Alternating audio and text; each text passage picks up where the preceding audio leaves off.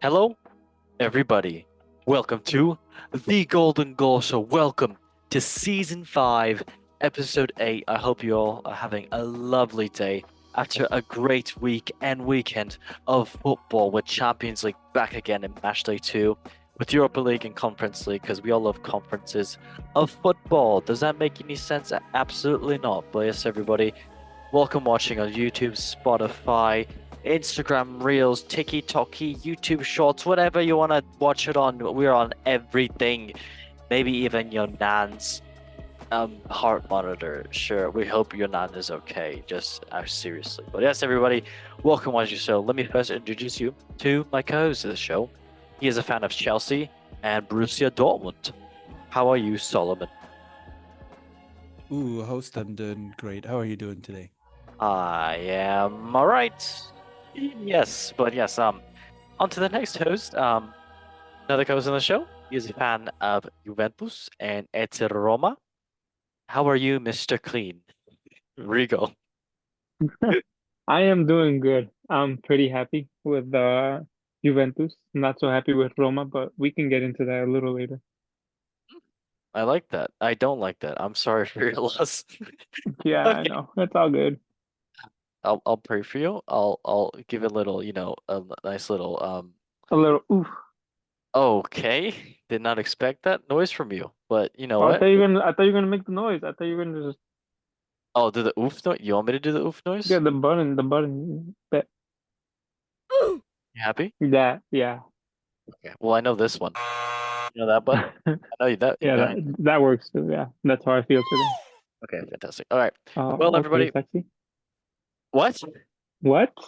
Okay, you know what? That's fantastic. All right, well, everybody, welcome, welcome watching this show. Was English, and let's go first to the first segment of the show, which is indeed breaking news, where we talk about the breaking football news going on in the world right now. So, first breaking news is indeed about world's worst cameo. Luton star Liam Walsh sent off just 36 seconds after coming on in a four-goal thriller against Oxford. But yes, the Hatters were facing Oxford United in the Championship, despite twice taking the lead, found themselves with a score level of 2-2. And yeah, with 14 minutes of normal time, Rob Edwards made a double change with included introduction of Liam Walsh, an all-action central midfielder. While the 27-year-old was clearly keen to make an impression, he was just perhaps a little too keen, Robbie Keane, as he was given marching orders just 36 seconds after entering the fray. Going on a 50-50 ball in the middle of the park, Walsh lunged two-footed at Sariki Dembele to leave the winger crumpled heap on the turf. And while Luton's players tried to argue his case, the futile with the midfielder just give him a straight red for serious foul play. And yes, Walsh was making his sixth appearance for Luton after joining the club from Swansea City over the summer. So yes, just 36 seconds. He just came on and did a two-footer. And yeah, that's fantastic. And I can just show the video really fast. So this is gonna be fun. I hope it's okay. I honestly hope I really hope it's okay. So let me just squeeze this right by you guys. And can you see the screen right now? Let me know if you can see this. Yes, sir. Okay, cool. Yep. I can Here's see. the challenge. Gee. Oh, uh, let's ow. Let's fast forward and see that again. E. Let's see. Going a little close. Ah, okay. Ow, ow, ow, ow. Okay, yep, not nice. Yeah, that's a yikes. That's a big yikes. That's not the best thing. Okay, well, fantastic stuff. We get well soon, mate. I don't know who that was, but get well soon. Yes, Mr. Solomon, you got one or two words about the worst cameo in football history. 30 seconds after he came on. Yeah. Team Welsh. A bit too harsh, but it was kind of dangerous. I think if it had I stood know. that way, yeah, it could have seriously injured the player. But Yes. kind of fair. Kind of fair. We love that proper Brexit. Okay. Um, Mr. Rigo, you got 1 or 2 words about this Liam Walsh going on a Mr. Clean tackle? I honestly think it was just pure ball. I don't know what the ref was looking at. I mean, Yep, yeah. game's gone soft. I agree. Game Fantastic. has gone soft. Game's gone soft. All right, on to the next news. Fantastic. So the next news is indeed, I don't know if everybody heard about this. Breaking news. Man City star Mateus Nunes caught up in a nightclub altercation before police intervened. So it understands that the Portugal international was being persisted by a man with a phone sprawling disco La Riviera on September 8th. Nunez pleaded with the man to stop before knocking his phone out of his hand, prompting a phone call to the local police. However, the police decided no further action was required after arriving at the scene. Nunez was enjoying his time with his friends in Spain after being left out of the Portugal squad in the most recent international break. Still, the 26-year-old featured 6 times for Man City so far, and yeah, this is interesting news that actually happened. So, he there's like it was first actually for him because he stole someone's phone. That was someone's trying to take a selfie with him and like pester him and record him at a nightclub. He stole the phone and didn't give it back, and that's why the police was called. And they were trying to get him sentenced to go to prison, but I guess nothing really led to that. So he just wanted, I guess, maybe a new phone or something like that because he's, not making the most money at Manchester City. He's a poor guy. Okay, Mr. Clean, Mr. Rigo, you got 1 or 2 words for Mateus Nunes, the poor guy that, That needs a phone. huh? The poor guy that needs a phone, apparently. Yes, he needs phone. Very sad. I could start a GoFundMe and probably try to get him a phone. I think yes. Go for me for Manchester I City. think it's hilarious that he's like, yeah, no, I'm gonna snatch that. That's mine now. I think that's one of the funny sides of like football, where like you don't really see it. Like if anything, worst case scenario, he could have like honestly gotten court, It's true. but It's true. I think that's like just one of those funny things. It's kind of like a blooper, honestly. Like you can't help but laugh. Honestly, that's what I think. It is very true. Yes. All right. And also you, Mr. Solomon, you got 1 or 2 words for Mr. Nunes about taking phones for himself. Jesus, who expects this guy to live off of like I don't know how much he makes a week, but he can't bear to squeeze a phone into that like tiny wage that he receives a week. I know, right? You gotta take people's phone now. But I think they said like it was in a restroom and the guy was trying to take a picture of him. Like, Yep. Come on, we gotta be fans, but or like I don't know, oppositions, but outside of the restroom at least. The man's safest place. Hey, maybe they're trying to get on another website. You never know. Hey yo, You never know, but I think that kind of is that kind of website you do need to kind of like let the other person know, hey. Oh, true. Yeah, so I don't think he was outright trying to take somebody. I think they said like the person was told to stop and he didn't, but it still doesn't allow you to take people's phone and just ran with it. But yeah. I mean, the reason why they didn't arrest him kind of speaks volume. But I think it doesn't mean like they're human beings still. Like they gotta still live a True. life. You can't take True. pictures of them like they're like some sort of doll or animal. Okay, fantastic. We love it. Mateus Nunes, you're a good boy. All right, on to the next news, which is indeed about a man that knows how to speak kind of good English. Mr. Harry Kane. So, breaking news. Inside Harry Kane's secret business that has seen net worth swell to a colossal £75 million. So, the 31-year-old is one of the best strikers in world football, having more than 400 goals in his career for club and country. He is now the second season at Bayern Munich following a blockbuster £83 million move from Tottenham. Kane left Spurs at 19 years and became the all-time goal scorer for Spurs. But he's included to elude how Bayern Munich endured their first trophyless season in more than a decade when he joined. So yes, Kane is a director of a property business called Edward James Investments Limited alongside his partner and brother, Charlie. He bit his finger and also is his agent. So it's reported that its incorporation since 2015 estimated to be worth 13.1 million pounds as of July.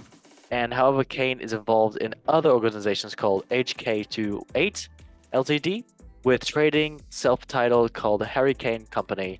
And yes, the Harry Kane Company exclusively manages the football business and charity interests of captain and Bayern Munich star Harry Kane. Fantastic. That is crazy. Wow.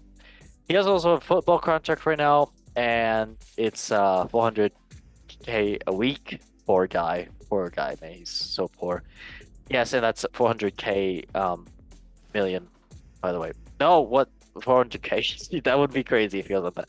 But yes, another one that he's an endorsement for Skechers, for a boot brand, because he wears Skechers now, which is pretty cool. He wears a golden Skechers, which is nice, and he also endorses another snack company that he calls Three Bears Porridge.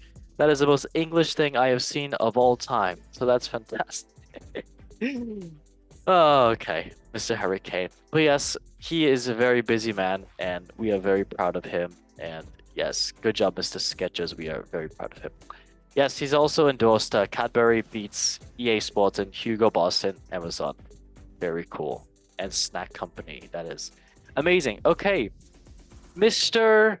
Dirty. Oh, I see that Paulinho, who is a fan of Atletico Madrid and an ex-Chelsea fan, just joined. How are you, and what do you think about Mr. Harry Kane and his endorsements in this just life? Boy, mate. I think his investments are proper British. Proper British porridge. Proper British investments. Porridge, interesting. I don't think I've had proper porridge before, you know. You gotta have proper porridge. Yeah? Gotta have I need to proper get me a proper porridge. porridge one day, you know. Yeah, proper porridge. Yeah, I'm doing great. How are you, host? Hi, fantastic. Yeah, I'm thinking about our matchup earlier. I don't want to think about that. But let's go Me neither. move on. Mr. Sullivan, you got one or two words about Mr. Harry Kane and his brother who looks like Mario Götze in the endorsements? The German and the British. Okay, well, I mean, it's good for him. Good for him. I mean, gotta support. Good for that. It's pretty good business. I mean, he seems like he'd been in business regardless of his brother, but since I agree. 2015, yeah. I mean, and Harry Kane speaks a little German now. Agreed. Thank you. Very good. Okay, Mr. Rigo. Thank you, host. Yeah. Anytime, mate. You got one or two words about Mr. Harry Kane and his brother Mario Götze? So I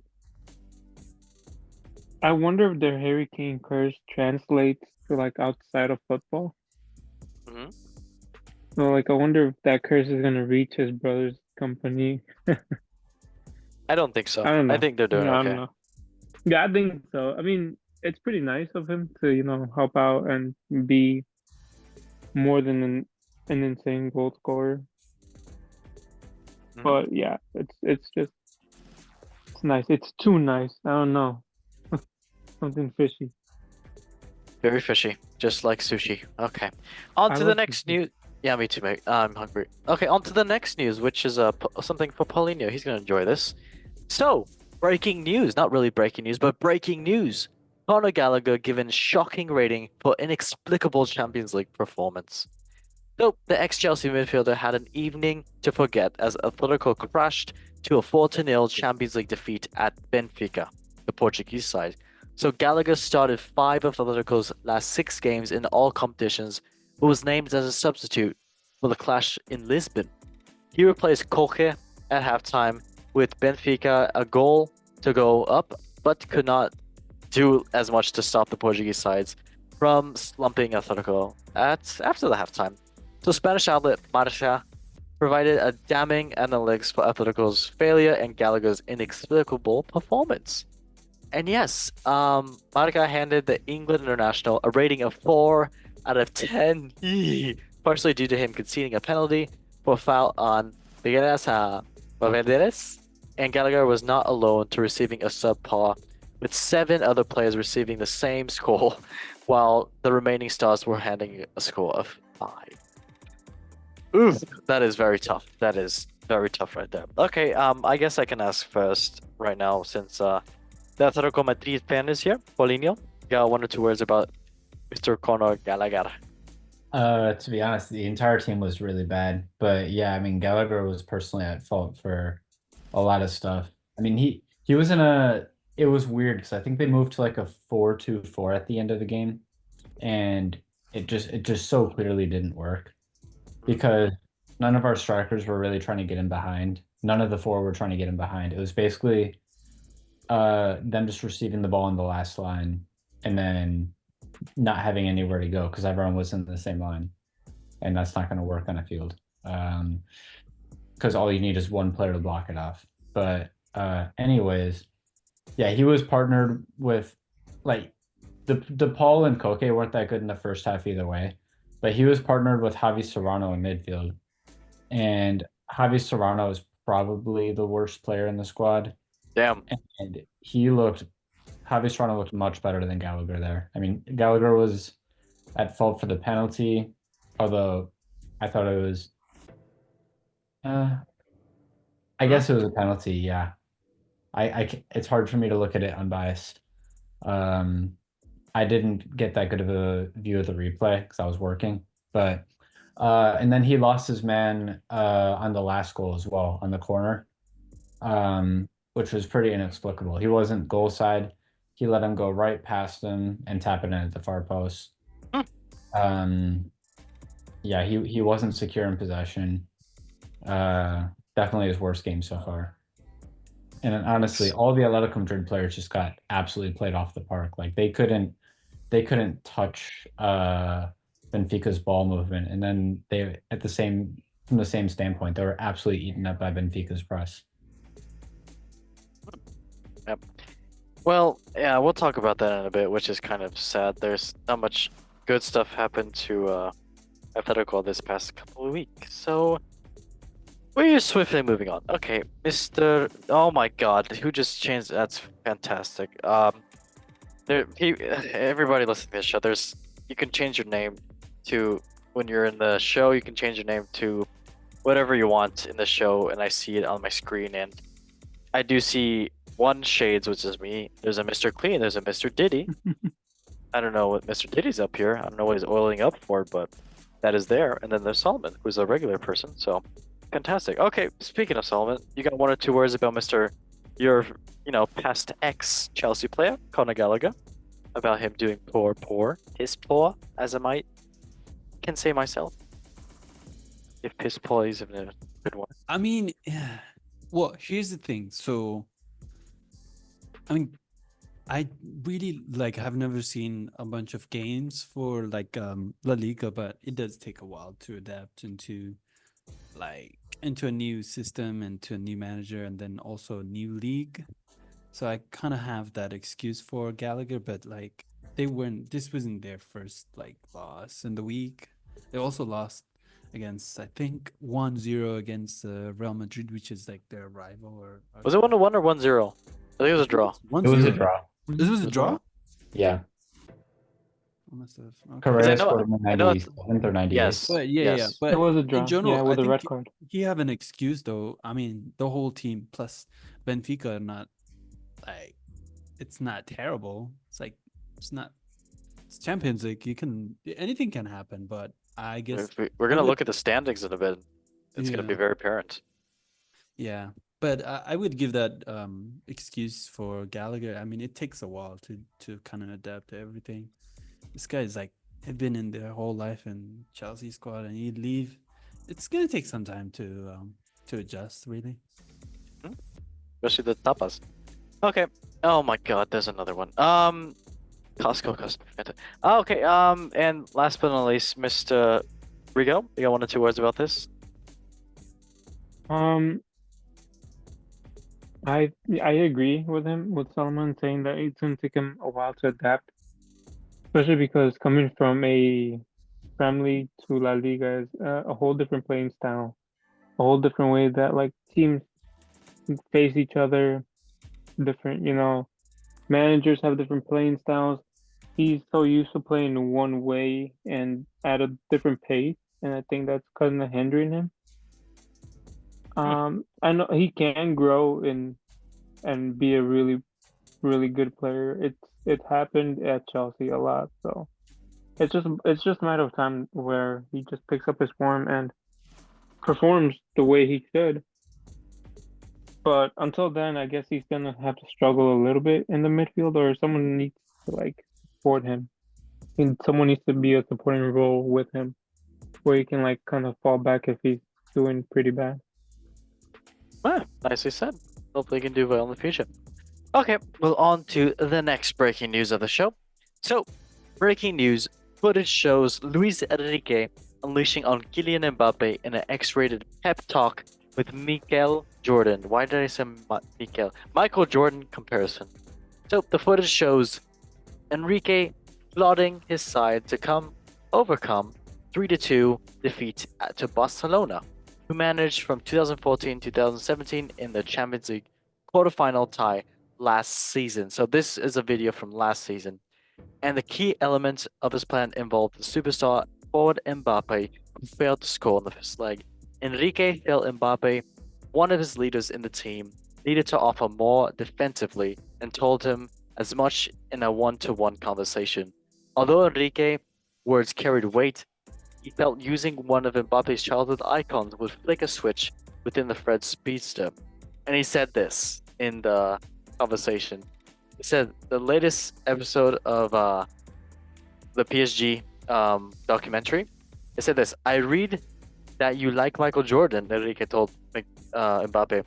Michael Jordan used to grab all his teammates by the balls and defend like a son of a bitch. You have to set an example, first as a person and as a player to go. Wow. Okay, Mr. Luis Enrique, we know why Mbappe left PSG, so that's crazy. Okay, nice. Mr. Rodrigo, you got one or two words about Luis Enrique and Mbappe and grabbing by the. I think that analogy is pretty funny. It's hilarious. I mean, his point is basically, drop and defend. And I think we've all heard the saying where it's like, if you're not Messi or Ronaldo, you don't have to defend or something along those lines. I think that's it.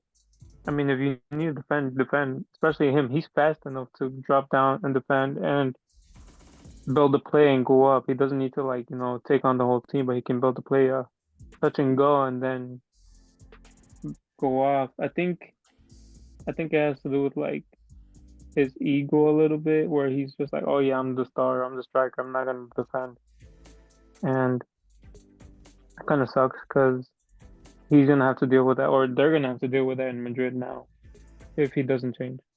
It's very true. But we will see. That's gonna come in the future. Okay. Mr. Solomon, you got one or two words about the Kylian Mbappe and Michael Jordan and grabbing by the. It's great thing. I mean, he got some point, but at the same time, I don't know if it was Messi, he would said the same thing. It's a striker. Like sometimes, yeah. I mean, he can go from like 0 to what the highest speed. What was the last time he clocked like the 70 miles an hour. Yeah, more like How much was it? I think 35 is it? I don't know, but he can sprint like in a matter of like seconds, and you do need that kind of like. Was it? I could be wrong. I think he was like in the Champions League. He clocked like really fast speed, but 38 kilometers. yeah, but you can see him like he can sprint like in a matter of like seconds. Him and Davey can sprint, so I mean he got point, but at the same time strikers got to be strikers. Like you can't expect everybody to defend. Like you need to kind of like, well then if that's the profile of player that you're looking for, then I mean yeah, play somebody. I mean, you know what I mean? Like, but I do understand it though. Sometimes you do need your everybody wingers, but not a striker. You can't expect a striker to defend. Mm. Basketball and like football are two different sports. Michael Jordan Definitely. has to, yeah. I mean, you do play with passion if that's what he was trying to say. Yeah, Michael Jordan did play with passion, but not all the time. He also scored like what crazy amounts of. Plus, it's basketball. It's a different type of animals. You do defend, but the court is like what? It's not even like. It's not even like. It's very short. Like you can see those guys going running back and forth in just a matter of like 1 or 2 minutes. Yeah. It reminds me of like that one interview that Mbappe had with the one F1 driver, and the F1 driver came over here. He's like, "Hey, welcome to the F1 show. Are you gonna be in the race today? You're probably faster than the cars." And then Mbappe's like, "No, no, no, I'm not faster than the cars." Oh, I love Mbappe. He's okay, thank you. Paulino, you got 1 or 2 words about Mr. Mbappe and Luis Enrique? The tension, very nice. I mean, I'll personally never understand players that don't defend. I guess you can look up to players that don't defend, but I would never look up to them in that aspect. Like that's why I guess that's why I'm not like a hard follower of like Messi or Ronaldo.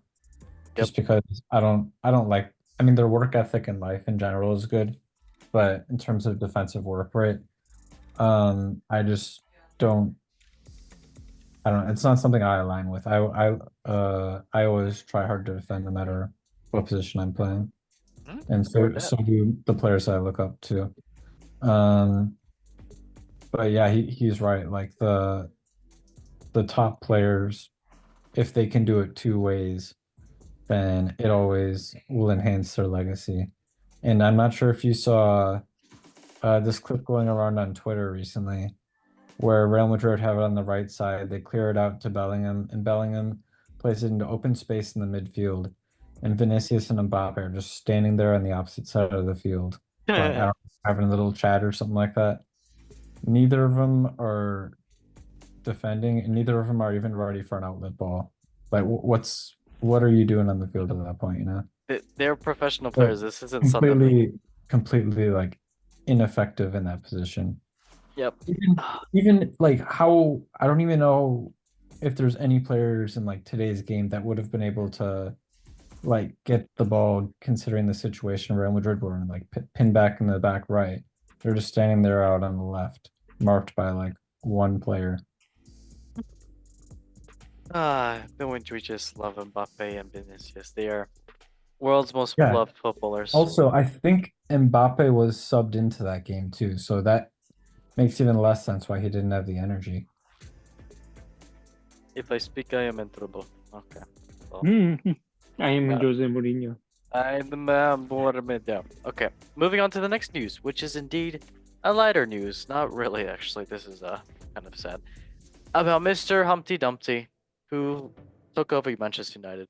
So yes, breaking news. Eric Ten Hag sends message to doubters, but damning record shows Manchester United boss may not get the time. So Harry Maguire salvaged a point for United with a late goal in the 3-3 draw away at Porto, in which they earlier led 2-0 on the night. Marcus Rashford and Rasmus Højlund scored in the first 20 minutes, but Porto fought back with former Chelsea target Samu Omaridion netting 2 goals.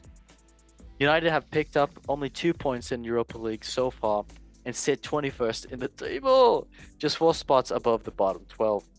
It follows 3-0 defeat at Tottenham, which reported that the club will stick with Eric Ten Hag for at least the next 2 games, Porto and Aston Villa. A win against Villa on Sunday now looks even more crucial, but Ten Hag believes that the important progress will come at United when, when he was asked about this, Ten Hag said, "We will get there. Don't judge us in the moment, judge us at the end of the season." I said the same last season, just wait. We are in the process. We will improve. We have now 2 seasons where we achieved finals. Just wait. We have developed a game in progress with this team. And yes, he goes on about saying that how the board, wants him to stay, and yeah, I don't know. It's just this happens a lot, too many times. Okay, yes, Mr. Solomon, you got 1 or 2 words about Mr. Eric Ten Hag, Humpty Dumpty, and if he's gonna stay at United, I don't. It's Yeah, I painful. think we were just talking about this. It's going to be a long process for United for a couple of years. And not even, I'm being generous, for a couple of years, but they're thinking of firing him and bringing the England's manager for the last couple of World Cups, and yeah, it's gonna be a tough. Southgate? Yeah. Yes. Oh no. Yeah. That's the rumor, you know what I mean? That's what they said. We love it. Oh yikes. We want him to stay. Okay, well, since Rigo, you're here.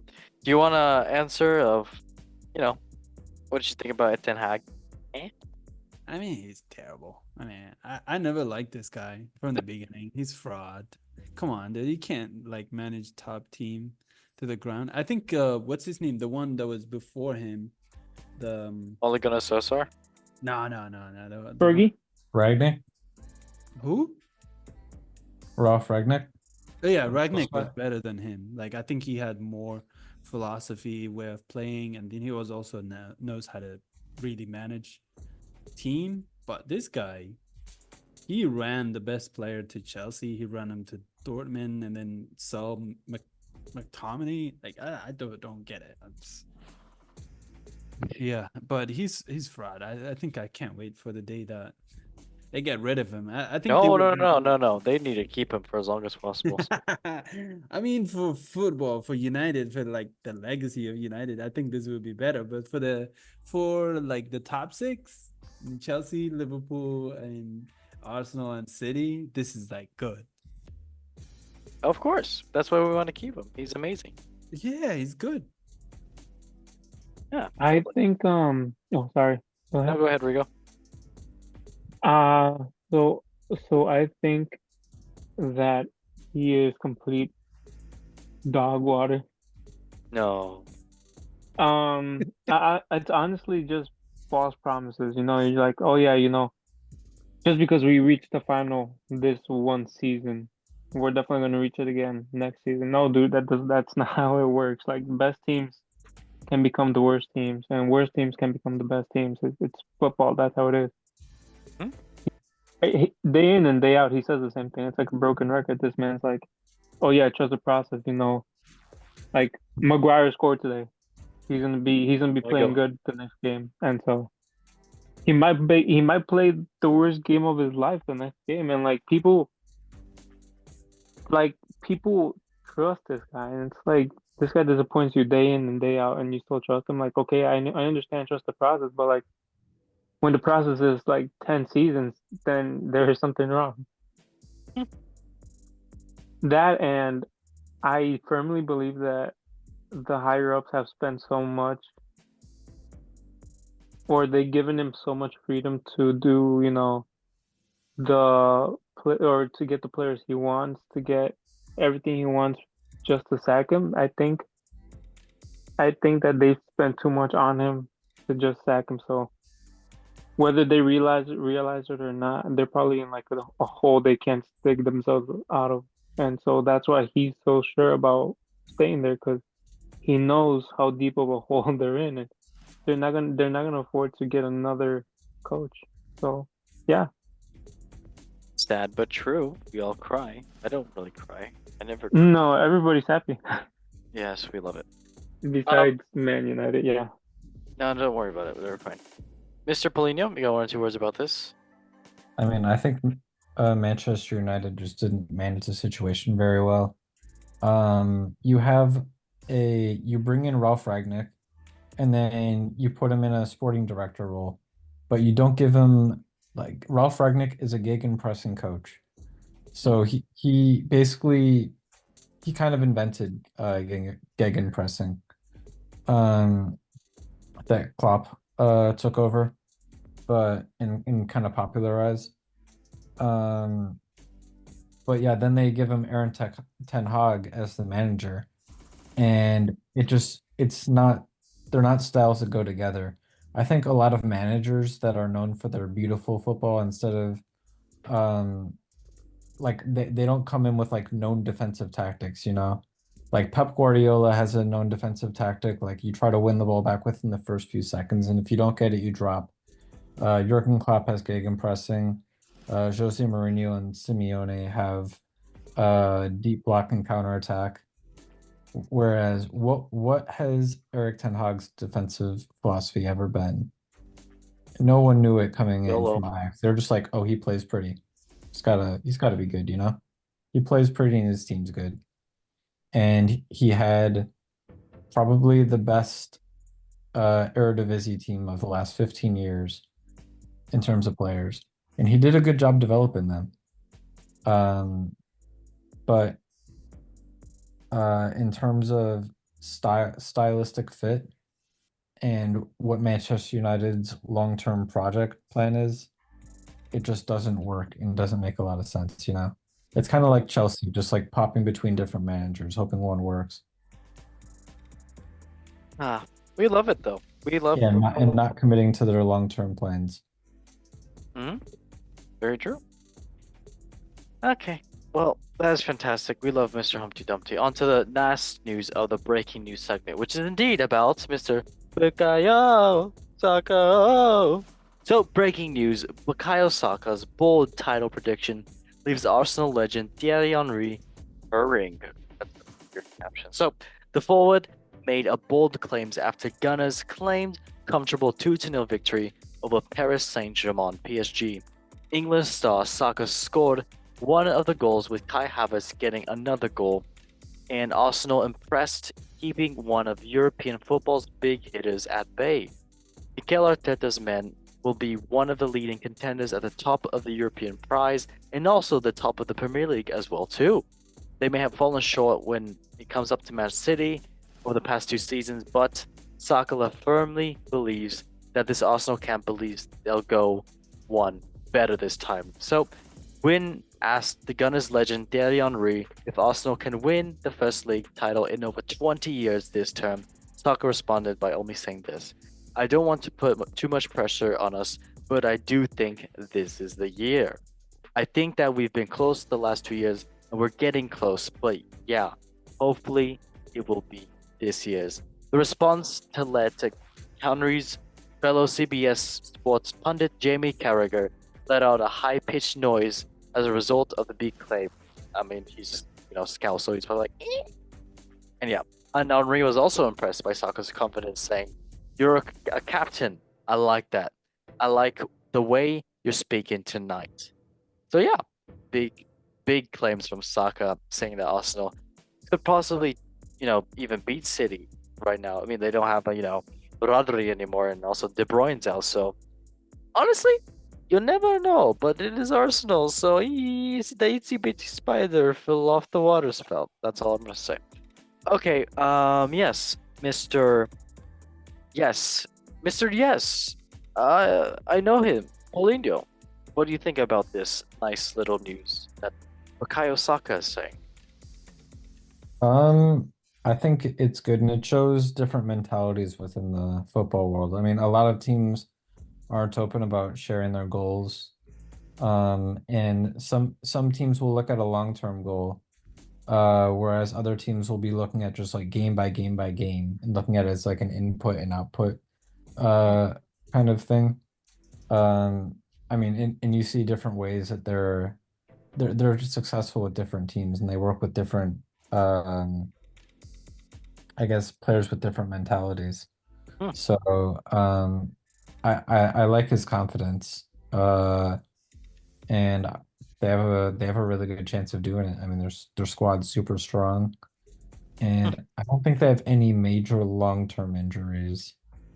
Like, I don't think anyone's out for the season, and with Rodri out for the season, I think that leaves a big opening.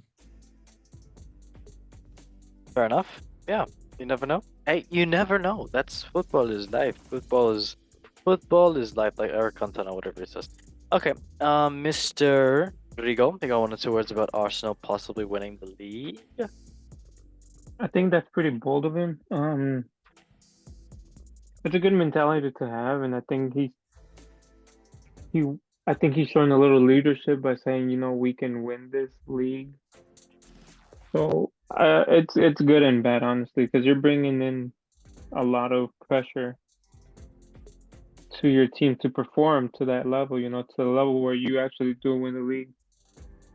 But it's also good because that hypes up your teammates and that hypes up everyone around you and that hypes you up. So you're always gonna go in with the mentality that, we can win this. And sometimes that mentality is a good chunk of, winning.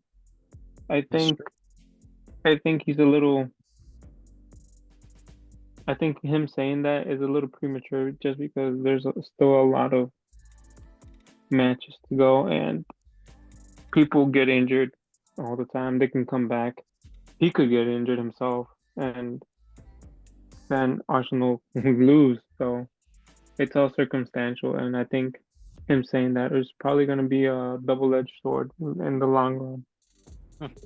Hmm. You never know. You never know. Okay, last but not least, Solomon. I know you're a massive Arsenal fan, the biggest Arsenal fan in the world. Hater, you mean? I just nah, fam. You can't just say like I think Odegaard was saying the same thing last year. Like, oh, this is a year. Like, gotta be winning stuff. Like people who win stuff, they don't say this is the year. Like, have you seen Pep Guardiola say like, "Oh, this is our year"? He just goes and does it. Like, and he's like, "Ah, you see, guys, that how easy that was." That's it. You don't like look at Maresca has more a winning mentality than Arteta. He can't be just complaining about everything, and then you're like, I mean, it's good for the team morale, but like people who do this sort of thing, they just don't say we're gonna win it. And then this has been the story of Arsenal, to be honest. Like they just say stuff. At the last minute, they capitulate, and they don't win anything. The end of the season, it's gonna be trophyless. I just, I mean, if I were Arsenal supporter, I would just be like, yeah, if we win, cool. If we don't, that's cool as well. We play good. But the thing about this sport is that you just don't like you just focus in playing good and winning every like match as you go along. But and then also like just like and the way they are speaking, I don't think they I don't think they have it. I don't think they're gonna win anything this year either. I'm not being a hater. Like I do I'm a, yeah, of course I'm being but like I don't think you know what I mean? Like it just doesn't work like that. Somebody who have that mentality that they know they're gonna win. I have never seen Pep Guardiola say like to their team. They just come out and say like, "What did you do to win?" And they're like, "Well, we tactically prepared." The way Arsenal players speak about this is like it's kind of a hype mentality versus the way like City. Have you seen De Bruyne do an interview? He's like tactically just analyzing the game and getting ready. I think that was the main thing about Arsenal players is that what's it? Was it Ben White who went to the World Cup and they told him like, "Oh, what is your stats for so and so defensive something something?" And he's like, "I don't know, I ain't got time for that." And then like, how do you not know these things? And then the City players, Stone and Walker, they were like, "Oh, this is the stat and so and so so." And yeah, you just I don't see him talking about the analyzing the game. Why do they think they're ready? It's just like, yeah, we're gonna win it. This is our year. Anybody can say that. Chelsea can say this is our year, but do you actually know what you're doing? Do you have that mentality? Like if you look at City players, any of them, they can pull like De Bruyne most of the time or Rodri, the way they speak about the game or the mentality, it's not winning this game or as a whole, but they're just focused. Well, we just focus in playing the next game. We just focus in winning the next one, and that's it. We will see how it goes. They're not talking about the entirety of the season, like 4 games in. And I don't think I would bet like a good money in this that they're not gonna win any of this year. The way they're playing and the way like they because nowadays you have more games as you go along as well. It's just yeah, it's gonna take much more than that. And they're playing Champions League as well. The format has changed, the number of game has changed. The Premier League is also not so easy as well, week in, week out. And then yeah, it's just they're gonna lose. And City, they look like they have depth of squad. They have, I They think, the always do. attitude to play. Yeah, and you get to see it in their man's like in their like and the output they put in every competition. They just don't seem that bothered, or like they don't seem that concerned about the entirety. They just seem concerned about the next game, and that's the way you need to play the game as well. You can't be talking. I mean, it's good for him, good for Arsenal, good for the mentality, but winning, not so much. Yeah, we will see. It's still beginning of the season right now, so We'll see. we don't know. We don't know yet. Yeah. Rigo, did you say anything about this Mr. Bukayo Saka? Um, yeah, he's like I said before. I think he's just speaking prematurely. I mean, there's still a lot of game left, and yeah, City is City. You know, they have a depth. They have depth in their team. Can't really rule out Liverpool either. They're always going to be Mm-hmm. solid. True. Yep. And I was just actually looking at their games right now. Yeah. The ones they recently played anyway, and right now they're in third place. So they tied. Give me one sec. City? They tied City. They beat Tottenham 1-0. Yep. They tied Brighton. Tied Brighton. I mean, Brighton's decent actually, so I can't really.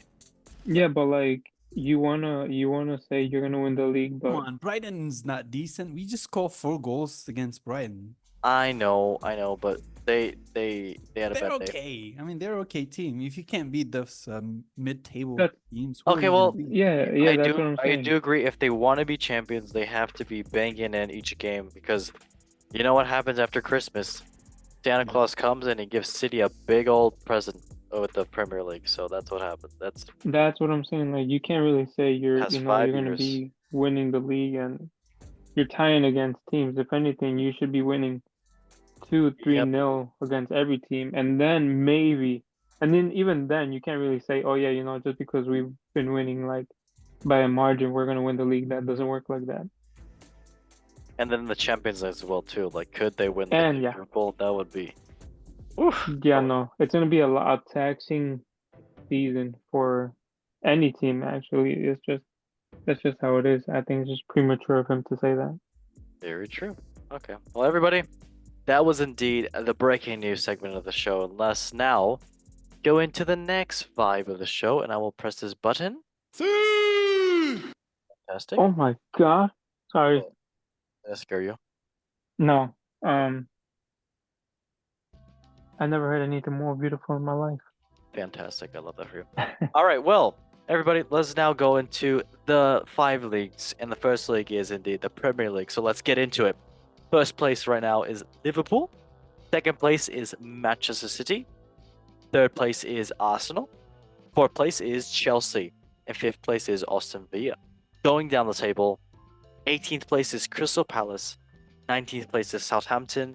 And 20th place is Wolves. That is sinking, not howling to the moon. No furries. All right, match day 6. Let's get into it. First match is Newcastle and Manchester City. Another important point dropped. Now 2 points dropped by City now. So, but it was 1-1. It was a great game for Newcastle. Not gonna lie, but still, City missing out Rodri, missing out De Bruyne. I don't know. It's gonna happen. But yes, they're currently in second place. Next match was Brighton and Chelsea. Yes, in London. So 4-2 for Chelsea. And yes, it was a comfortable victory, I'd want to say, but then again, it was 3-2 at one point of the game as well too. So, and Brighton was winning at one point of the game as well. So Chelsea's still experimenting with Maresca of what he wants to do. But yes, you know, a great game for them. Cole Palmer scored 4 bloody goals. Freaking Cole Palmer. I'm gonna call him Cold Palmer from now on. But yes, scoring 4 goals against Brighton. That's just mad. What a player Cole Palmer is, honestly, and he's just starting out to aura himself. All right, next match was Brentford and West Ham United, 1-1. A good tie for Brentford and a decent tie for West Ham. Moving on, Everton and Crystal Palace. Not the best match for Crystal Palace, but then again, Crystal Palace did get robbed of a penalty. did watch this match, but yes, Everton stuck it strong and finally getting a win now, so they're out of relegation. So good for Everton. Next match, Arsenal and Leicester City. Yeah, great match for Arsenal. Can't really say much, but Leicester City did come back with 2 goals and shaky at times, but Arsenal, they are a great club right now with Kai Havertz, Bukayo Saka, Martinelli leading the front. Good job for them. Next match was Nottingham Forest and Fulham. 0-1 for Fulham. And yeah, great win for Fulham right now, and they are currently 6th place, so shout out to them. Next match, Wolves and Liverpool. Wolves sadly continuing the shaky start of the season, and yes, Liverpool doing great with, no surprises, Salah doing great as well too. So yep, currently in first place. Next match was Ipswich Town and Aston Villa, 2-2, with Ipswich getting a vital point, and right now they're currently sitting in a great 15th place, which is, it's out of relegation, but against a side like Villa, it's a good result, and they will take that. Next match was Manchester United and Tottenham. Yikes, Mr. Erik ten Hag not doing the best with his tactics in this one, with Tottenham beating Manchester United in Manchester 3-0 at their home end, with Bruno Fernandes getting a red card as well too. Yep, not the best thing. Mr. Van der Ven, the Dutch center back, dribbling from freaking the whole field. I think it was about, I want to say, like, how many meters was it? I think it was like 40 meters, 50 meters, something like that. It was something huge. He dribbled up the whole line, dribbling out everybody, even though he's like one of the fastest players in the Premier League. And yeah, passing a nice assist to Brendan Johnson, just putting it away. And yeah, just the rest of the match was just shaky for Man United. And yeah, Tottenham did great this game. Next match was Bournemouth and Southampton. 3-1 for Bournemouth, and yeah, great victory for them too at their home, currently mid-table. Okay, I guess we can first talk about Chelsea and Brighton. I did kind of overview this, but Mr. Solomon, you got 1 or 2 words about your Chelsea team. I know, Cole Palmer. What else can you say? But besides, good job, right? Oh man, no. This is like more than just Cole Palmer. I think the way they were pressing, the way they were playing. I've been saying this. I've been enjoying it. Really, not because they won, but like that's a plus. Plus the way they. I mean, Cole Palmer is like a different animal. Now, I mean, he just effortless, especially with a free kick. It just doesn't seem like. For a moment, I thought he was gonna be Gusto who's gonna take the free kick, but I was like, this seems like. And then he puts it like this kind of reminds you of like the goal that Alonso scored once. It was just right on the top corner, and he was. Are you talking about the free kick? Yeah. And, yeah, that was a but beauty.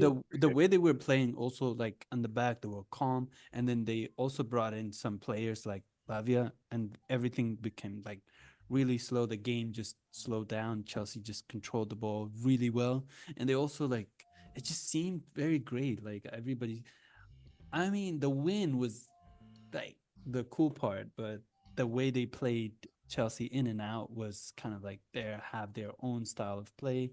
They're playing very calm. They're playing very, and I've been saying this every week. I'm gonna sound broken record, but I've been enjoying it. Like, yeah, they just different style of football that we know they can play, and also the organization they're bringing to the style of their playing, the way they're playing from the back, and then what's his name has been Levi has been great. Yes. Just been great, like in the And midfield, Fofana. and Casado, and everyone just being at the wing Modric? as well. Modric, not so much, not I want to cry. yeah. Hey, Come after on. his performance today, he was decent. Oh yeah, I didn't see today's game for sure, but I'm talking primarily in the Premier League, but I don't know. I mean he's okay, but Palmer is like been fire, like scored 3 goals, and then obviously one of them was free kick, but still. And then Sancho, he had like 3 assists in 3 games. He's been playing great, like one touch pass, like it was just, and then one penalty for us as well is great. I think it was just enjoyable to watch, and as if like I thought at one point I thought it was gonna be like 9 goals or something, but they came back the second half. Everything kind of like I think Brighton started to play a little bit lower in the back because they were playing really high line, and Chelsea really enjoyed that high line sometimes, especially with teams that doesn't have a lot of possessions as much as Chelsea do. And then I think this happens with I think was it Tottenham tried to play really high line and they ended up losing Yeah. to 41 or Yep. something. And Chelsea do enjoy like when teams try to decide like to play high line. The only problem they are having nowadays, or from what I can see, is like defending set pieces and then also breaking down teams that decide to just park the bus, like smaller teams. I would say so, but they're becoming really better at it. And the only thing that so far I see that they can work on is like defending set pieces and then defending in general. But the midfield has been great. Casado has been untouchable. Um, I did see like some like wear and tear like with Anso, but he got replaced and then Lavia came in. The flow of the game just started, and then the control on the ball with Lavia is like it brings different style of play, and you get to defend more, and you get to also control the ball and that. And then the second half, we didn't really see any goals at all. So I thought it was enjoyable to watch, even though there wasn't a lot of movement. It's very true. Yep, I mean, it's a good thing from Chelsea for once. I mean, it's nice to get consistency. I mean, we'll see how long that consistency actually starts, but it is what it is. That is what it is, and we love that. Okay, did anybody else watch any other Premier League matches this weekend or forever? Yeah, I was watching the Man United Tottenham one. Yes, yes, yes. What do you think about that one, mate? That was a belter. The first goal they got scored on, it was honestly there was no defense, like straight up no defense. Would you say I think was it Bandavine? Was it Van de Ven. Bandavine? Yep. Yeah, Bandavine.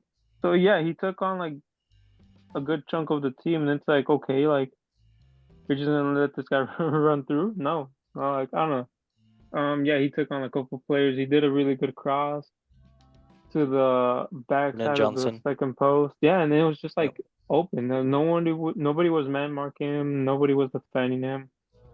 It was a clear tap, and I think I find it funny how Onana tried to call for offsides after that, and I was like, yeah, you're not getting the offsides, dude. Oh, no, no. You can lift your hand all you want. You're just not gonna.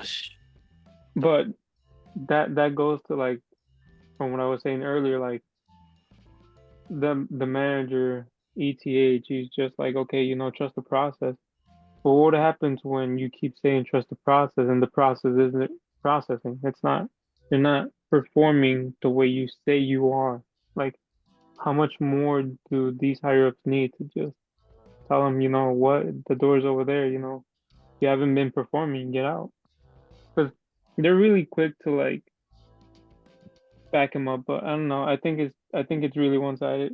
That and I think he made a comment on like subbing out Garnacho or something like that. Yeah. Yeah, he did, right? Yeah. I think so. Yeah, Yeah, he made a you're comment right. about like subbing out Garnacho and like you're gonna sub out like one of your better players so far in the season. Like he's performed every time he's played for the team. Why are you gonna sub him out, I mean, I it get is what it is, but like you're just hindering your team even more. You're proving the fans right. Like the fans don't want you there. You gotta like get their support. You gotta get them on your side, not against you. I don't know. Headaches. But I mean, Tottenham won, so that's good. Yeah, sure. And I'm sure Chelsea fans love that. And Arsenal fans. Okay. Mr. Paulinho, you got anything you want to say about the Premier League? Any chippy chips you like? Anything you liked about any of the matches here? I don't think I watched any Premier League matches this weekend. Do I have anything interesting Big to say? fan. I mean, West Ham been playing tough teams or something? I mean, I guess maybe. their new squad kind of gelling together makes some Yeah, sense. yeah. That's enough. Wow. Okay. Yeah. Yeah. Okay, Man fair. United is pretty shocking, but go on. Okay, well, we can now move on to the next league, which is indeed your league, Mr. La Liga. So, with La Liga and Mbappe saying, hello, I am Donatello. First place right now in La Liga is Barcelona. Second place is Real Madrid. Third place is Villarreal. Fourth place is Atletico Madrid. Fifth place is Athletic Club. Down the table, 18th place is Valencia. 19th place is Valladolid. And 20 places, that's Palmas going down, not sinking. They need floaties. All right, match day 8. Let's get into it. So, first match was Valladolid in Mallorca. 1-2 for Mallorca, beating Valladolid at their home. Great job for them. Currently, they sit now in European position, so 6th place.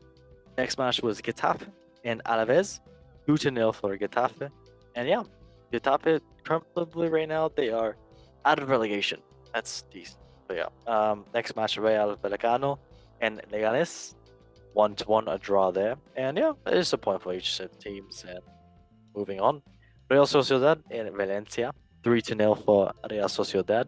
Great win for them. Very great win for them at their home. So yeah, I mean, Real Sociedad right now, they are currently in 14th place, not where they would like to be, but that's a win. Next match, Osasuna and Barcelona. 4-2 for Osasuna. Great win for them, and Barcelona kind of looking a little shaky with Hansi Flick over there. But yeah, Osasuna and currently on 7th place, climbing up the table. Barcelona currently in 1st place, but oof, that point's gonna haunt them. You never know. Next match was Celta Vigo and Girona. 1-1, a tie right there. So yeah, decent point for each of the sides. Next match was Athletic Club and Sevilla. 1-1 as well too for here, and a red card for Athletic Club, being a naughty. Athletic Club should have, maybe taken it a bit more seriously to win that match, but Sevilla took the point. Next match, Real Betis and Espanyol. 1-0 for Real Betis, and yeah, good win for them. I mean, they did play Espanyol, and it is what it is, but Real Betis doing better. That was what we can say. Next match, Atletico Madrid and Real Madrid. 1-1 with a great last-minute goal from, I believe his name was something that Mr. Paulinho, but also a red card for Atletico Madrid being naughty, and yep, get well soon. Leo Dement, the Atletico Madrid center back. It was dangerous from Chouameni. Next match was Villarreal and Las Palmas. 3-1 for Villarreal, and yeah, good win for them, and they're currently sitting 3rd place. Good, not too shabby. But yes, I can first ask Mr. Paulinho about Atletico Madrid and Real Madrid. I'm sure you did get to watch this match by yourself, so what's your thoughts on this one? I know some injuries happened, some late goals. I think this might be the only match I watched this weekend. I was on a little bit of a birthday bender. Yes, you were. But Happy birthday to Mr. Co-host and also to our other host, Mr. Rodrigo. It was both of your guys' birthday on Saturday. indeed, Yeah. we had We will we had fun celebrate. without you. I'm fantastic, but we will go ahead and celebrate that this weekend. Don't worry about it. Don't. Wait, can we get a sound effect? Yes, definitely. I got a sound effect for you. It is this. Michael Jackson. Oh, Yeah, no, better. Yeah. nice.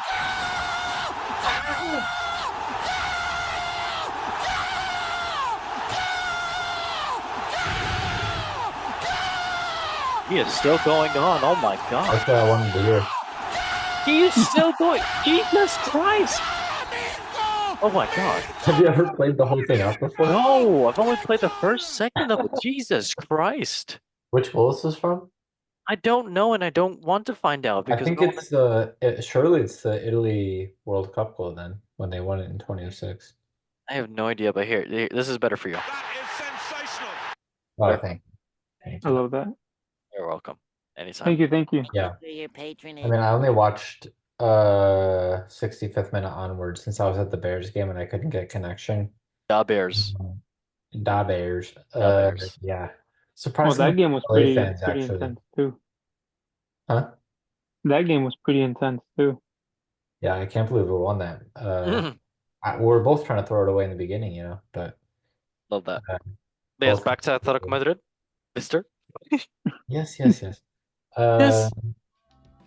I mean, neither of the teams created that many opportunities, to be honest. Endrick had one towards the end where he took Michael. a shot again. He's clearly pretty confident after he scored that one in the Champions League a few weeks ago. Mhm. Although I still don't think it was the best decision. I think they could have wrapped the game up there, to be honest. Yep. But yeah, Korea Yes. gets a really nice was pass Korea. from Habibulan to finish it off. Is And Korea still fast? he's quick. He's not like fast. But he's quick off the line. That's why he was able to get him behind. Okay. I guess he's never really been like a speed guy. But yeah, he's good at like accelerating fast and then cutting in front of the defender. So it makes him look deceivingly fast. That's how he scored the goal. He used Rudiger as the last man and then cut in front of Militao to score it. But yeah, and then Militao had a nice header as well in the 65th minute off of a set piece. So I don't know. The game was very intense, but it wasn't very eventful in terms of goal scoring opportunities, from what I saw at least. Yeah. Well, I mean, at least they tied it up, and Madrid is a team that's definitely contending for the title, and I'm sure Atletico Madrid, they're contending, so it's only the beginning. Yeah, I mean, we'll see if we can hold it together till January. We might need another center back. Yeah, poor Leo, man.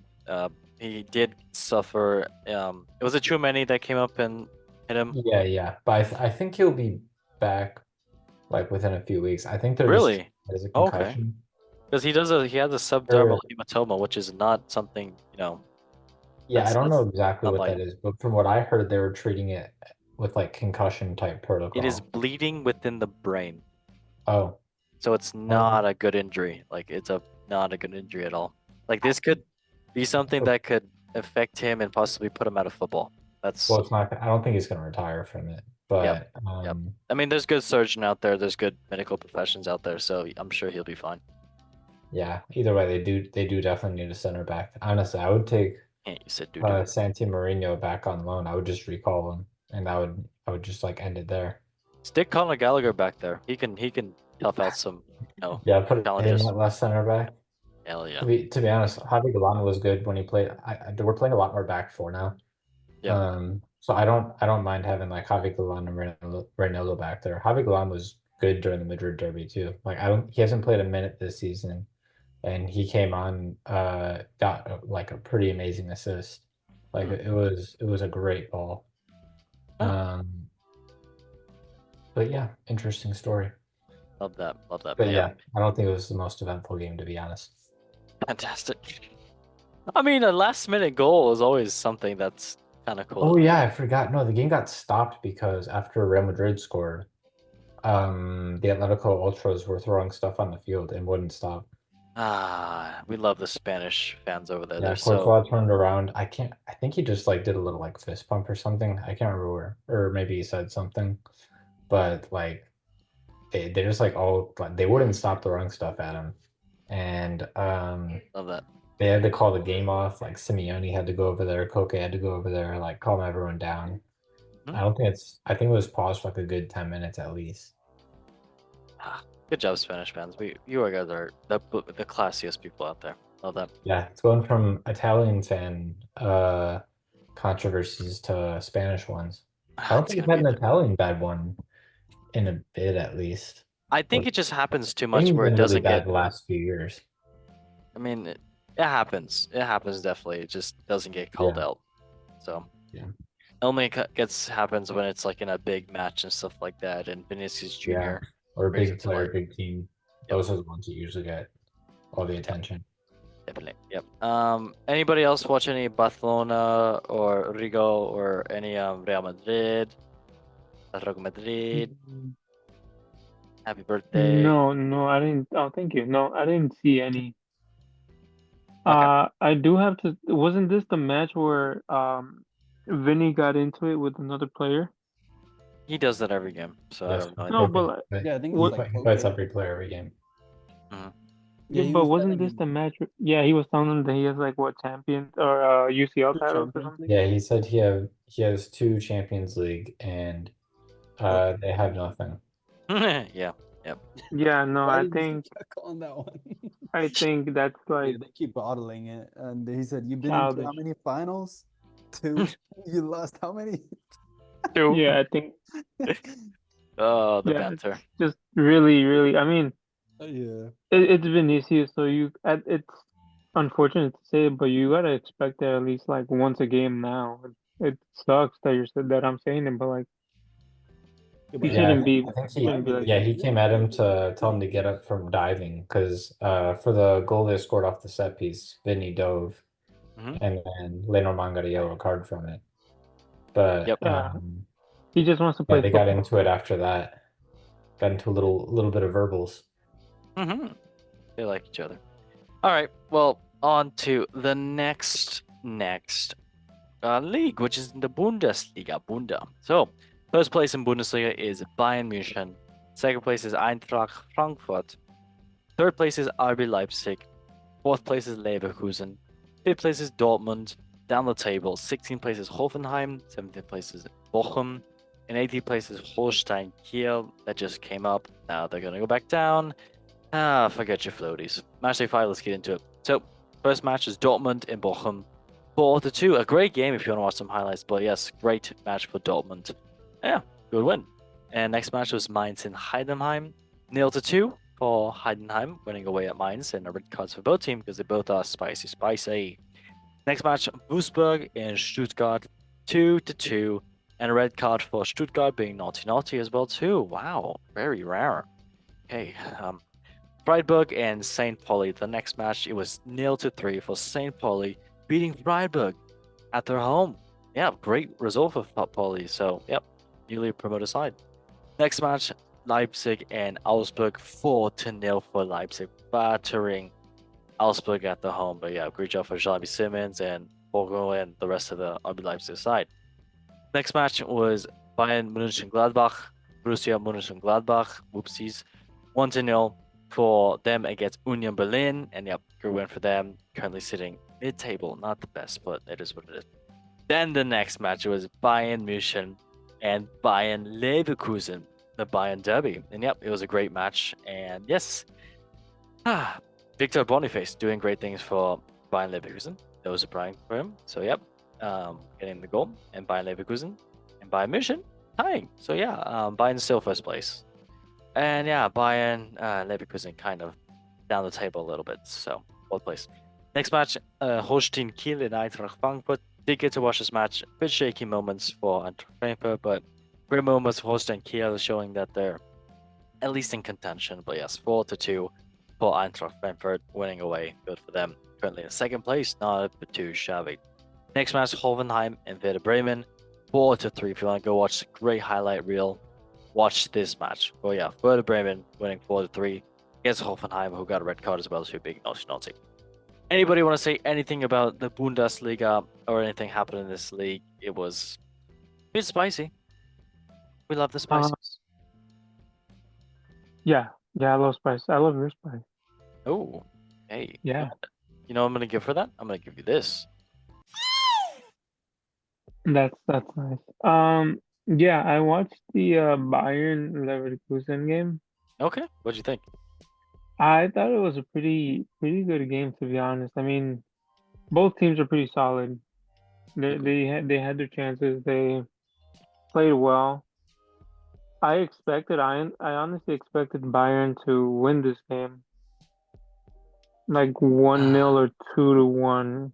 And honestly, it was looking towards that because they had more possession for like throughout the whole game, and I think they made more chances. Hmm. But I mean, you can't really rule out Leverkusen with their miracle goals at like the last minute of the match, which is insane. I saw the goal from Bayern, which was a pretty wild one. It was from outside the box, I think. Yeah. It was Yeah, that one was definitely a pity. it was wild. And then I mean, yeah, honestly, it's just I don't really want to say too much because I didn't see too much of the game. I think I only saw like a good 30 minutes of it, but from what I saw, I think Bayern could have won that, honestly. Yeah. But yes, I mean, Xavi Alonso's side, that was a kind of a shocking result for Vince and company as well too. This is supposed to be a decent game for them to win, but it is life. It is football. It can go any way, and sadly, just not in Bayern Munich's way. But yeah, great stuff. On to the next league. Actually, this is the only other game I watched. Yes, R. Kelly. Yeah, What do you- but don't think I really have anything to add, to be honest. I mean, there were really good goals. And both teams look pretty good. I don't think that Bayer Leverkusen is as dominant as a lot of people were thinking they're going to be again this season. I mean, what they did last season, they're not going to replicate. No. Yeah, I think they bounced back very well after their loss. Hmm. So I have a lot of faith in both the teams. Hence why I think I put them 1-2 this year. You did. Yeah. You never know. Okay. Lovely stuff. Now moving on to the next league, which is indeed the Serie A. Pizza Potato. That's potato. That's Irish. But yes, Serie A onto this league, and first place is currently Napoli. Second place is Juventus. Third place is AC Milano, and fourth place is Inter Milano. Fifth place is Torino. Down the table, 18th place is Lecce, 19th place is Venezia, and 20th place is Monza. Sinking, not swimming. We all cry. Okay. Match day 6, let's get into it. So, first match was AC Milano in Lecce. 3-0 for AC Milano. Great win for them, but getting a red card as well too. With Pulisic doing just wonders. His form right now has been absolutely amazing. So yes, Captain America, captaining Milan, do some great wins. Next match, Udinese in Inter Milano. Shaky for Inter Milan, but yes, they did get the win in the end at away. But 3-2 for them. Next match was Genoa and Juventus. 0-3 for Juventus winning away. Great win for them, and yeah, just the side looking more prominent, more ambitious. Next match was Bologna and Atalanta, 1-1, and a red card for Bologna being naughty, but yeah, point for each side. Next match, Torino and Lazio, 2-3 for Lazio. It was a great game actually, but Torino suffering that defeat. And yeah, still in contention, but still Lazio climbing up the table. Next match was Como and Verona. 3-2 for Como. Great match to watch some highlights. But yes, good job for Sheikh Fabregas' side winning. And yeah, they're continuing to do well, and they're currently in 10th place. Not bad. Not bad at all. And a red card for Verona being naughty. Next match was Roma and Venezia. 2-1 for Roma, doing great, beating Venezia. And yeah, I mean, it should have been a simple win for Roma, but Venezia did score.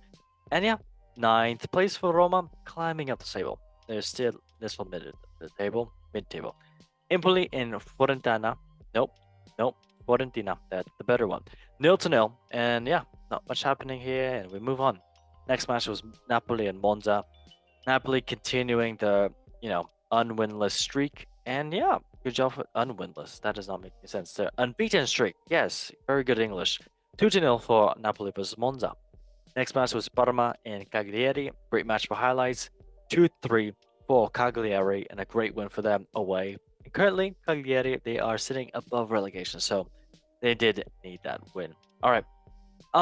Yes, I can ask, I guess, Rigo, since you did watch Juventus and Roma and possibly some other matches here. I did get to watch Inter Milan. Great win for them. I can't really say much besides that. I mean, they could have done better, but it is what it is. But yeah, Rigo, anything you want to say about Juventus or Roma? Well, for Juventus, honestly, I like what Thiago Motta is doing with the team. He's giving them a little more fresh perspective compared Okay. to Allegri last season. I mean, Allegri was just, I had mixed feelings about that guy. It was like he did well and then he did not, and then he did and then he not. I don't know. But Thiago Motta so far, he's got pretty good signings. Like Colt Miners, he's been doing solid. Nico Gonzalez has been outstanding too. Like Kalulu has been insane in defense, and it's like Conceição literally scored for them in the Champions. So like the signings are doing their job, and he knows how to play them well. Like when I was watching this game, it's like they know how to pass the ball well, they know how to play well, they defend pretty well. Everyone's doing their role. Like you even see Vlahovic, which is the striker, drop and defend. It's like what we were saying earlier. Like you got to defend. Like as a striker, sometimes you do have to defend, and he's done that. He puts the badge on the line, and he actually puts his body and defends, and he's also producing on the other side. Like that game, he got 2 goals. I was like, yeah, That's the guy. Overall, they're doing good. I think they're gonna be pretty good contenders for the title. Champions League, they're doing pretty solid. They do have some injuries, so I think that's a little scary, but so far so good. Yep. Fair enough. Okay. Anybody else want to say anything about Serie A or forever hold your peep? Oh, that is very, very great. Okay. Well, yes. If we don't have anyone that wants to say anything about Serie A, we can all move on to the Baguette League. We love the Baguette League, which is Ligue 1. The is looking at you like he wants your baguette. That's okay. Pause. All right. First place is PSG. Second place is Monaco. Third place is Marseille. Fourth place is Reims. Fifth place is Lille. Down the table, it is Montpellier on 16th. 17th place is Saint Etienne. And 18th place is Angers, sinking, not swimming. They are angry for Angers. Match day 6, let's get into it. So, Aya and Brest. We like the Brest. It's a great team. 3-0 for Aya. Away at, yes, so they did great, winning at home. And currently, mid-table. Next match, PSG and Rennes. 3-1 for PSG. And yeah, good win for them. And top of the table, tied with Monaco. Next match, Lens and Nice. 0-0 and a red card for Lens being naughty. Next match, L'Alvi and Lille. With Lille winning 3-0 away against L'Alvi. And yeah, Lille doing decent in 5th place right now. Monaco and Montpellier, 2-1 for Monaco. And yeah, red card for Montpellier being naughty. And yeah, Montpellier not doing the best this season. Next match was Deleuze and Lyon, 2-1 for Lyon. Couple shaky starts of this match, but yes, Lyon did take that win. They are currently, mid-table, not the best. But yes, so moving on. Angers and Reims, 3-1 for Reims, winning away. And yeah, good for Reims, currently in 4th place. Next match was Nantes and Saint Etienne, and it was 2-2, a draw right here, and a red card for Nantes being naughty. Next match was Strasbourg and Marseille, and yeah, 1-0 for Strasbourg, a great win for them, but not the best for Marseille with them dropping a couple points. Yeah, that was the Ligue 1. Anybody have anything they want to say besides nice, very nice, nice, whatever? Sure. Okay, fantastic. We love that. Next match is indeed not match. Haha, I am kidding. Next is MLS and Saudi Pro League with MLS currently right now. Inter Miami is first place with Messi back playing with the team, with Suarez, with Alba, with Busquets, and yeah, great for them. Everybody's happy, very good. Messi looking at you like he wants the Dr. Pepper. Next league is Saudi Pro League with Ronaldo crying in his car.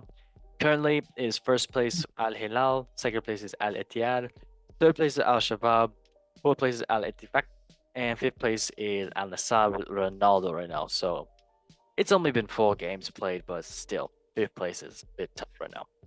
All right, well, that was indeed the MLS and Saudi Pro League. So we can now go into a great time, which is indeed, I'm going to press this button. I don't know what I'm playing. Okay, Michael Jackson, love that. Cheers, Jeff. Thank you very much. Okay, well, going on to the next league, which is the most important one, probably. We are going into the Champions League, and yes, the games have been feisty, and there are amazing games this week. So, just to say the top 8 teams right now, let's get into it. So, first place in this 36 league table, which is crazy that changed to. Dortmund is first place. Second place is Best. Great for them. They're not lopsided. They're doing great. Great points. Third place is Benfica. Fourth place is Leverkusen. Fifth place is Liverpool. Sixth place is Aston Villa. Seventh place is Juventus. And 8th place is Manchester City. And then, yeah, 9th place Inter Milan. And I guess going down the table, just to name the teams, Arsenal in 13th place, Bayern in 15th place, Barcelona in 16th place, 17th place is Real Madrid, PSG in 19th place, Atletico Madrid, 23rd place. Down the table even more, AC Milano in 32nd place. Yeah, couple of shocking results, but yes, let's just get into that right now. So, match day 2 of the Champions League. First match was RB Salzburg versus Brest. 0-4 for Brest, battering Salzburg at the home, and yep, great job for Brest, and they're big one, and they're doing great right now. So, good job for Brest.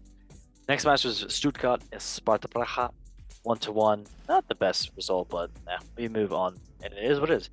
Then next match, it was Dortmund and Celtic, and I am already tensing myself saying this 7-1 for Dortmund. It was a great game at the beginning because they were all singing that "You'll Never Walk Alone" because that's both the songs. But like Kasper Schmeichel did get past 7 goals, and Karim Adeyemi bagging in 3 goals before getting injury, sadly. But Adeyemi just such a great player, such a young talent. Great stuff for Dortmund. But yeah, Dortmund's top of the table. Next match was PSV and Sporting Lisbon. 1-1. Yeah, decent match, but yes, tie and both points for both teams. Next match, Slovan, Bratislava, and Man City. Only kind of one winner for this match, and Man City winning away against the Slovakian side 4-0. Yikes. Next match was Barcelona and Young Boys in Switzerland.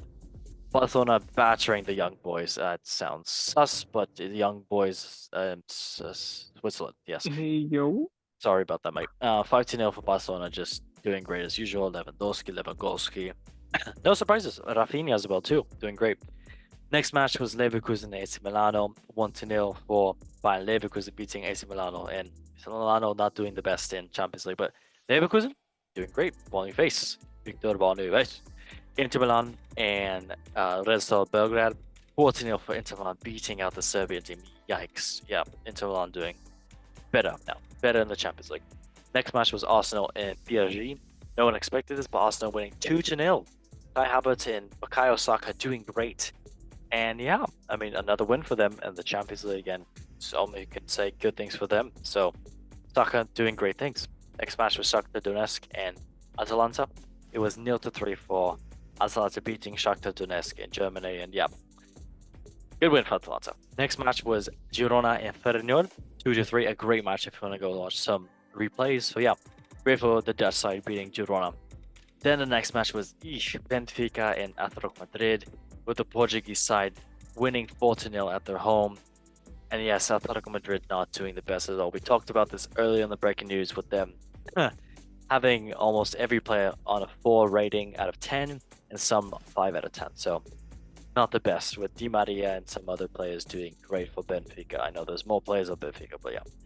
Next match was Liverpool and Bologna. 2-0 for Liverpool, doing great with Alec McAllister and Mohamed Salah scoring for Liverpool. And yeah, great win for them, continuing the great streak in the Champions League. Next match was RB Leipzig and Juventus.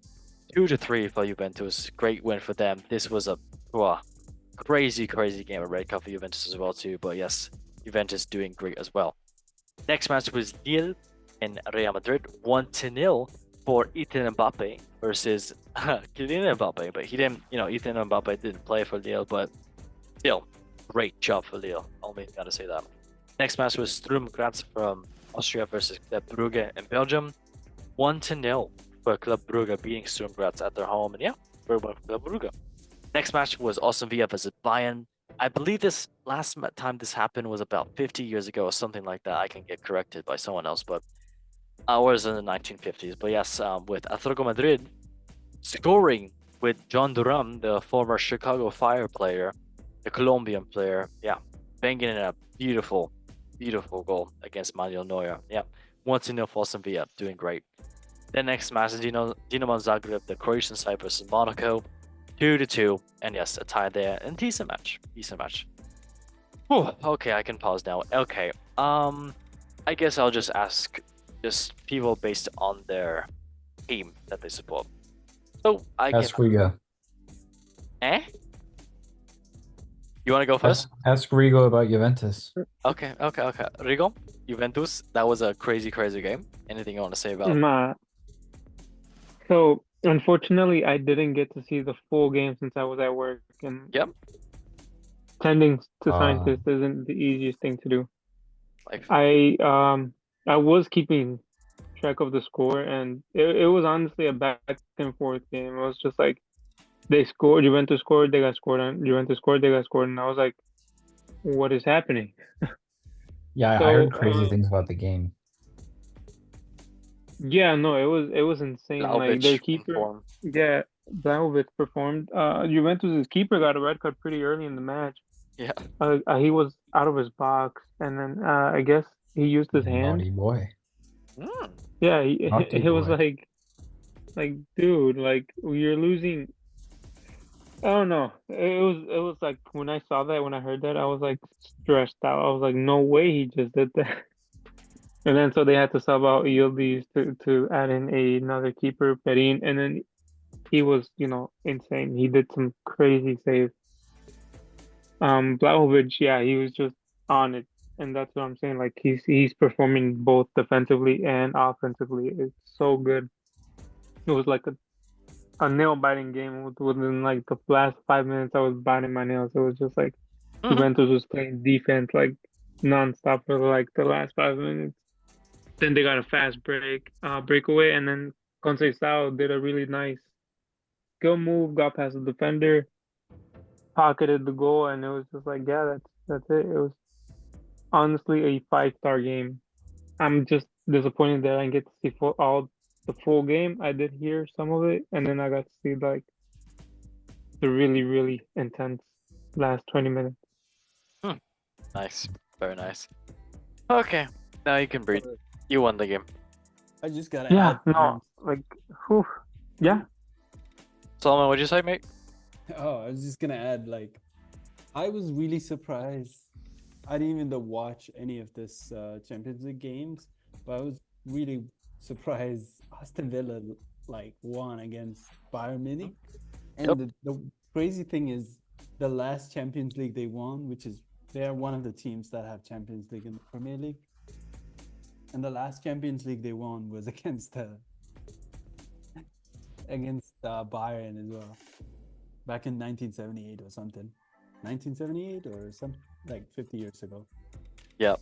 And I they believe come you. back to the Champions League, and then they win their first game against Bayern Munich. And that means they must have like not forgotten they lost this game for like 50 years or something. Yeah. That's Okay. it. That's pretty much it. That's all my contribution for Champions League conversation is. I'll ask you about Europa Conference League in a little bit. Don't worry about it, mate. Do we have a section for that? Yes, we do, sadly. Okay, Mr. Foligno, I know it's painful, but we do have to talk about Atletico Madrid and that performance. We did talk about it earlier, but I feel like I've said everything that needs to be said. I mean, yes, the players yes. looked like incapable of comprehending the football that Benfica was playing a lot of the times. Like a lot of the guys just looked like they didn't understand what was going on. They're like, oh, do I press here? Do I not? Should I pass it here? Should I not? Like the players just they didn't really have like a sense of urgency and to create anything. They were super slow moving the ball around. Kind of a lot of what's been happening the last few weeks. It's okay. We can only pray for you, mate. Sad times, sad times. But yes, that was Pray for me, Champions League. please. What'd you say? Pray for me, please. I will definitely. Okay, well, yes, that was the Champions League. We are now moving on to the Europa League. We won't say every match, but yep, the first top 8 right now in the Europa League 36 group stage is Lazio, Lyon, third place Tottenham, fourth place is Steaua Bucharest, Romanian side, fifth place is Anderlecht, sixth place is Ajax, seventh place is Eintracht Frankfurt, and eighth place is Galatasaray. There's some big names that are just down the table. So 12th place is Hoffenheim, and Fenerbahce in 13th place, Olympiacos in 15th place. Yeah. And right, Bilbao in 11th. yeah, Man United in 21st. 21st place. That is mad. Yeah, but And Rigo, what's happening to Roma? fantastic. That was beautiful. Oh Roma my gosh, 26th don't place. I don't know. I really don't know what to say about that game. I don't I know. mean, they're going through like another change. It's like they just sacked their recent manager. So it's like, Sorry for your loss. yeah, I'm sorry for my loss too. I like them too. Do you? You like them? Yeah, no, we had dinner. We talked about tactics. We talked You about asked him Dybala. So it if was you could coach TCS. Oh, no, he said I would need to buy him dinner again for that. And damn. That's tough. It's kind of shitty when they close McDonald's at like 10 p.m. So we had to hurry up. Fuck those. Oh, where do you go after? My Don't tell me room? Taco Bell. Oh, whoa. Oh. Okay, Oh. fantastic. Oh no, yeah, we Oh. did go to Taco Bell. Okay, love that. Okay. Okay. Okay, well, that was the Europa League, everybody. Fantastic stuff from everybody. Manchester United, aye. Porto, 21st place as well, too. Yikes. Okay, now moving on to the best league in the world, which is the Europa Conference League. With first place is, let me get closer to my screen. Serie Brugge. I believe they're in Belgium, maybe. Next match is Almanio. Yes, great. Third place is Pafos. Good for them. Fourth place is Lugano. Good for them. Fifth place is Mulde. I know Mulde. Sixth place is Chelsea FC. I don't know who they are. Seventh place is Vitoria. Good for them. 18th place is Fiorentina. And then I guess some other teams as well too that are more known. Heidenheim. Heidenheim in 13th place, correct. And Real Betis 26. It's 0. hey, let me get there. Panathinaikos Alright. 19th, Copenhagen 24th, Real Betis 26th. Yeah, now we can all say. I feel like if I say the no. name, like those teams' name fast, it's gonna sound like I'm doing sorceries or something. Probably. Okay, let's do it now. Tilde Brugge, Omar de Leo, Pavos, Lugano, Molde, You can Chelsea, contact Paul Victoria Pogba Citizen. about that. Fiorentina. Yeah, Noah. Oh, we love Noah. That's a TikTok guy. Hearts, Jagiellonian, Rapid Wien, Heidenheim, Astana, Liga Warsaw, Druga, Lask, Apol, Panathinaikos, Borak, Shamrock Rovers, love that. Limpija, Dinamo Minsk, Copenhagen, Istanbul Basaktas, Rebetez, Baka Topayao, Ghent, that is, Yeah. oh god, Ghent, Sergia, Melda Burleva, the New Saints, Petrokop, Hedjike, Lan, St. Gallen, Vikingurgulivrikas. MJK, MJK. Is that M or do I need glasses? HJK. H, is that H? Okay. You do need glasses, I'm sorry, I mate. do need glasses. Get well soon. Oh, go to sleep, Elliot. Okay. Yeah, that was Europa Conference League, and Mr. Sullivan, Chelsea did play against Genk. They did, win, so that's good, right? I mean, I'm saying this is a guaranteed silverware for us. I mean, You would think that. anything less. You would think But that. they did win both Yeah. of their games. Manchester United is also playing. No. Well, No. I don't think, That's no, different they're league. playing in Yeah, Europe. no, that's a different league. My They're in bad. Europa League. Oh no, Real Betis is playing. There you go. Yeah. Wait, do they? No, I mean, I No, don't they think, lost. I don't think there's anybody that I would rate. Like, none of these teams have 2 Champions League. That's what we're talking about. Come on. Like, Yeah. if we don't win this is at least that's why I'm counting it. I just think they would. I'm not even looking at the score. I would just like assume they won. I Well, don't. I think Fiorentina could actually put up a good match. Who? Yeah. Yeah, I think What is Fiorentina Fiorentina? and Betis could Fiorentina. do it. Fiorentina. Come on, really? When Yeah, did they? yeah, when did yeah. they They finish got to the Yeah, I think we final can the last definitely 2 put a years. good match. I think Fiorentina and Betis could do it. Yeah. But- They were the runner-up last year, didn't? Was that Fiorentina? Yeah. Yeah, They were. Fiorentina. They lost in year the before. finals against Olympiacos. Or did they lost the was it the Europa League that they lost the year before, or were they both Conference League? I think they lost the. They play Panathinaikos or that Greek side? I West Ham forgot. before that year. Yeah, they played Olympiacos. Olympiacos. Oh, Olympiacos, yeah. Fantastic. Let's not talk about Conference League that much, okay, guys? We got things. Okay, moving. I'm just saying Chelsea should win this one. Come on. You would hope, but then again, Have you bet sometimes on it yet? You should bet on it. I'm Oh. betting on it. I'm betting on it. Oh, I'm not a betting man. Just when you think he's done everything, he comes up with I'll something bet with even you. more special.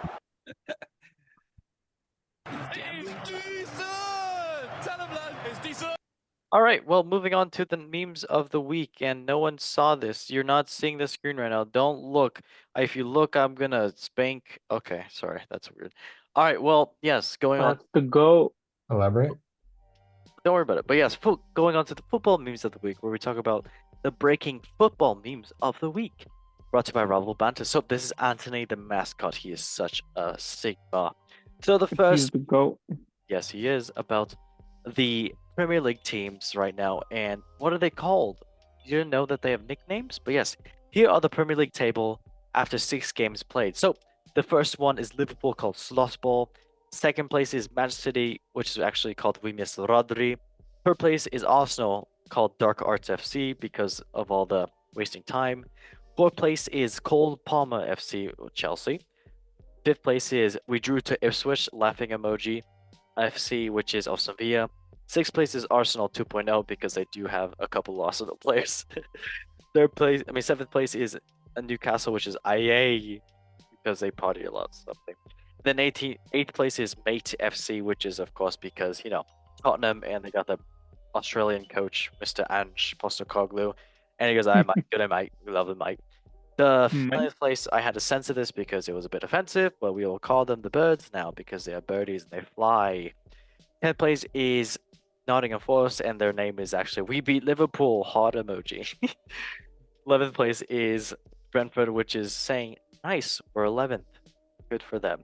And then 12th place is we're sticking to the plan FC, which is Manchester United with Eric Ten Hag. So lovely stuff for everybody. Love that. Okay, next meme is indeed about Rafinha and Vinicius Jr. So yes, the Ballon d'Or is around the corner, and this meme is a great one with the caption saying the fake Brazilian who scored 6 goals so far right now, which is Rafinha, and then the Ballon d'Or winner who scored 3 goals so far. If I speak, I am in big trouble. That's all I have to say. But yes, that was the meme of that one. Then on to the last meme of the week with Anthony looking at you like he wants to pet your dog. Last meme is indeed about Mr. Gianluigi Buffon, Gigi Buffon. And he did get married now. Congratulations to him. And everybody say congratulations to Gigi Buffon who got married. And then someone commented on Twitter saying congrats to her. He's a keeper. Ha ha ha. Or as we say in Spanish, ja ja ja. Or as we say in other languages is Italian. or we can do in a nice... Where's Chris Pratt been at recently? Here's Chris Pratt's laugh.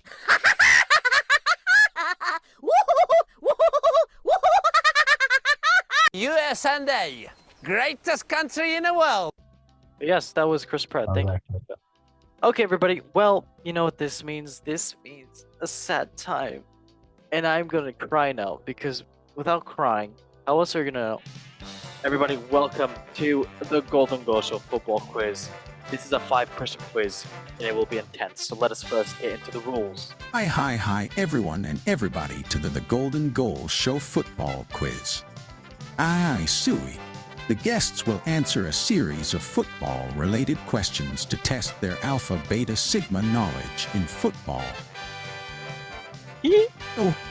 So whoever has the most correct questions answered by the end of the quiz wins an all-inclusive tropical cruise with Big Benzema. Oh no. JKLOL Stinky, you get a crisp high five. Good luck, lads. Well, everybody, that is the quiz, and let us now get into it. I'm gonna do this. Oh, sorry, let's make that louder. That's better. All right. You know how long I've been waiting for this? Woo, I'm about to make. Okay, well, let's get into the quiz. So, 5-question quiz. It's about the La Liga, and if you know it, you do. If you don't, you don't. That's crazy. Okay, first question, and I am definitely not stalling to see. That's a good one. That's good. Okay, first question. Which club won the league title in the successive years of 1983 and 1984? Was it Real Sociedad, Real Madrid, Barcelona, or Athletic Bilbao? You have 10 seconds. Oh my god. Was it Real Sociedad, Real Madrid, Barcelona, or Atletico Bilbao? Can you repeat question, please? The club that won the league title in 1983 or 1984. Hurry, everybody. Madrid. Okay. Paulinho, Solomon. I'll say Real Sociedad. Okay. Oh wait. Ooh. I was Real Madrid, Oh. not a choice. I'll say Barcelona. Barcelona. Oh, okay. Are you sure about that? Are you sure you want to? I am changing to Barcelona. Okay.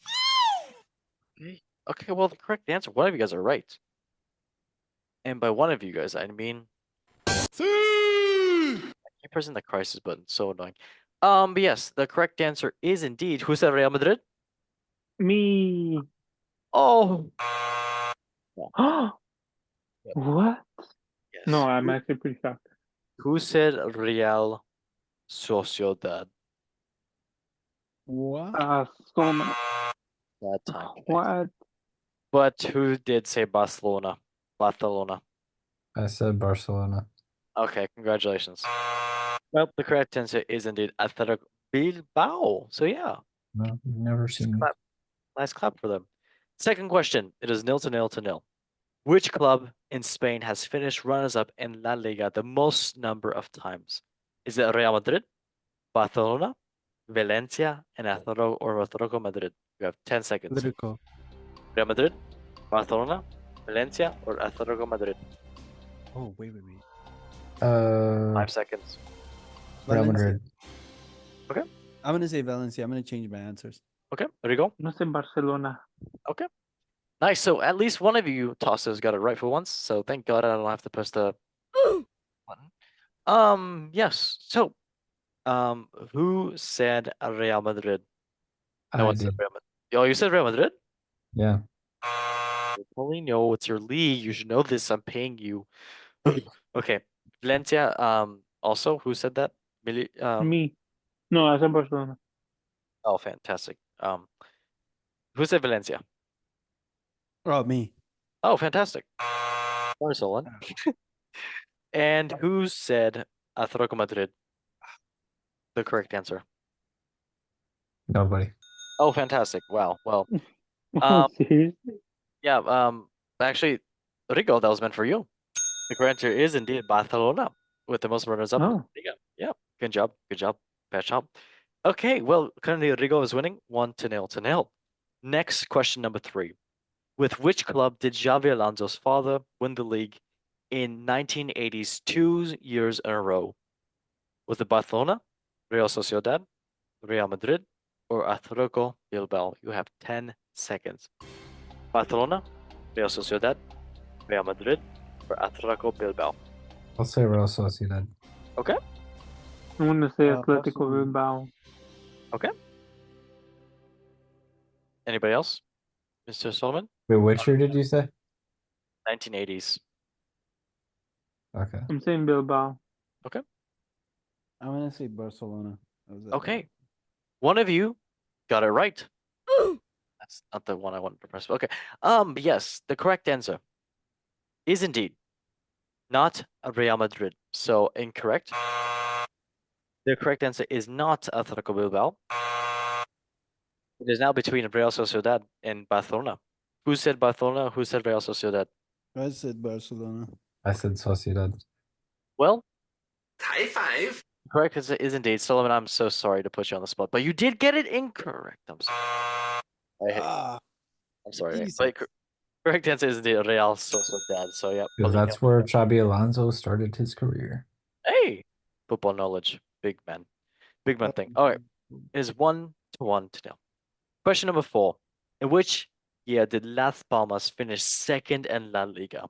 Was it 1958, 1969, 1979, or 1989? We're just going up for 59. So 10 seconds. 59, 69, 79, or 89? I want to say 79. Okay. I'm gonna say 89. I'll say 79. Okay. Fantastic. None of you wanted to pick the dirty number, which is hey, it's good. It's good. We Yes. don't ever This is mind a the lettering. Well, this is a family-friendly show we have. Yeah. for all of you, It's time to go! 1969 is the correct answer. They didn't even No have way. planes to get like from the island to Spain. Had boats. Oh, Yes, there we go. but they didn't Yes. have boats either. I thought they'd just swim.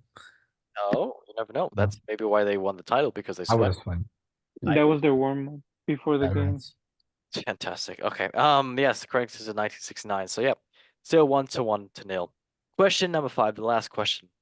Who coached Deportivo La Coruna when they won the La Liga in 2000? 2000, yeah. Was it Aviar? I'm just gonna say the last name. Ureta? Was it Benitez? Was it Manzona? Or was it Camacho? You have 10 seconds. Was it Benitez. Ureta, Benitez, Manzano, or Camacho? Who was the first one? How do you pronounce it? Irut, Can you spell it? Javier Irurita. Sure, he sounds right. Fantastic. Okay. What about you, Nice. Mr. Sullivan? Camacho. Garnacho. We love that. Garnacho, my favorite guy. Bastard. Well, one of you did get it correct. Why do we keep pressing that one? Okay.